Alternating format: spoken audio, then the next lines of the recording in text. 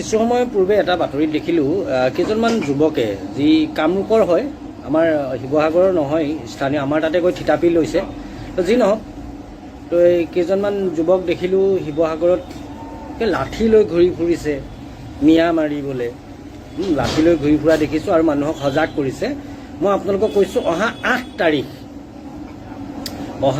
তাৰিখ যিকেইজন যুৱকে লাঠি লৈ ঘূৰি ফুৰিছে অহা 8 তাৰিখ দিনৰ 10 বজাত একদম ফাইনেল শুনি লওক। অহা 8 তাৰিখ দিনৰ 10 বজাত শিৱসাগৰ জেঙনিকটীয়াত প্ৰায় 100 মান মিয়া যুৱক আহিব দিনৰ 10 বজাত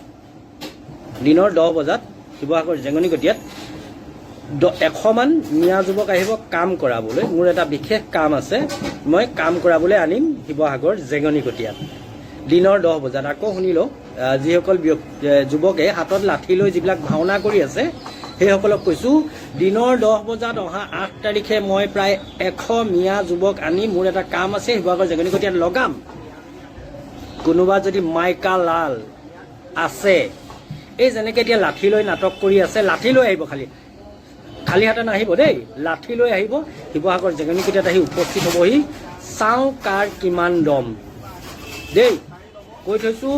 অহা 8 তাৰিখ দিনৰ 10 বজাত শিৱসাগৰ জেঙনিকটীয়াত মই নগাঁৱৰ পৰা 100 মিয়া শ্ৰমিক আনি এটা কামত লগাম। কোনোবা যদি মাইকা লাল আছে আহি দেখাব জেঙনিকটীয়াত, কিন্তু খালী হাতে নাহিব, এই যিটো লাঠি লৈ আছে তেনেকৈ লাঠি লৈ আহিব। আপোনালোকক জনাই থলোঁ অহা 8 তাৰিখ দিনৰ 10 বজাত জেঙনিকটীয়া চাৰিআলিত লগ পাম। আৰু চাওক, শিৱসাগৰত বহুদিনৰ পৰা আমি এটা কথা লক্ষ্য কৰি আহিছোঁ, ইউনিছ তামুলী নামৰ এই বাঘ সেনা নামৰ এটা যি বিতৰ্কিত এটা সংগঠন খুলি লৈছে। আচলতে কোনো জীৱ জন্তুৰ নামত কেতিয়াও আমি সংগঠন খোলা আজিলৈকে দেখা নাই। বাঘ সেনা, কুকুৰ সেনা, শিয়াল সেনা, কি সেনা আমি নাজানো, কিন্তু দীৰ্ঘ সময়ৰ পৰা আমি এটা কথা দেখি আহিছোঁ, 57 পুৰুষীয়া শিৱসাগৰৰ যি শান্তি সম্প্ৰীতি আছে, এই 57 পুৰুষীয়া শান্তি সম্প্ৰীতিত বিঘ্নিত কৰা একমাত্ৰ মানুহজন হৈছে এই ইউনিছ তামুলী। বাৰম্বাৰ আমি এটা কথা কৈ আহিছোঁ যে শিৱসাগৰক লৈ আচলতে লৰা ধেমালি নকৰিব।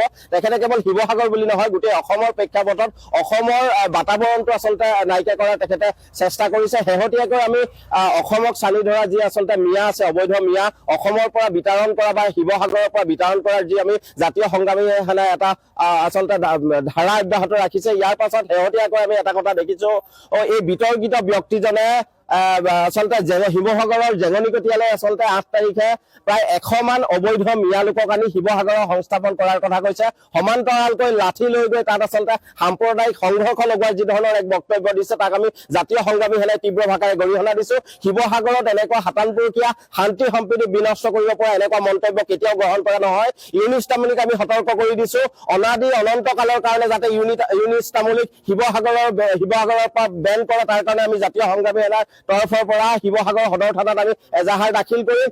ইতিমধ্যে আমি এজাহাৰ দাখিল কৰিছোঁ আৰু ইয়াৰ পাছত শিৱসাগৰ জিলা প্ৰশাসনক আমি অনুৰোধ জনাইছোঁ, মাননীয় মুখ্যমন্ত্ৰী মহোদয়ক আমি অনুৰোধ জনাইছোঁ, দীৰ্ঘ সময়ৰ পৰা শিৱসাগৰৰ লগতে গোটেই অসমৰ 57 পুৰুষীয়া শান্তি সম্প্ৰীতি হিন্দু মুছলমানৰ নামত আচলতে যুঁজ লগোৱাৰ যিখন আচলতে এক ষড়যন্ত্ৰত লিপ্ত হৈছে এই কুলাংগাৰ ইউনিছ তামুলীক পৰায়ত্ত কৰি অনাদি অনন্তকালৰ কাৰণে কেতিয়াও যাতে তেওঁ মুকলি আকাশলৈ আহিব নোৱাৰে, শিৱসাগৰৰ পৰা তেওঁ যাতে নাইকিয়া কৰাৰ ব্যৱস্থা গ্ৰহণ কৰিবলৈ আমি জাতীয় সংগ্ৰামী সেনাৰ তৰফৰ পৰা আহ্বান জনাইছোঁ। পুনৰবাৰ এটা কথা স্পষ্ট কৰি দিছোঁ, জাতীয় সংগ্ৰামী সেনা কেতিয়াও খিলঞ্জীয়া হিন্দু মুছলমানৰ বিৰোধী নহয়।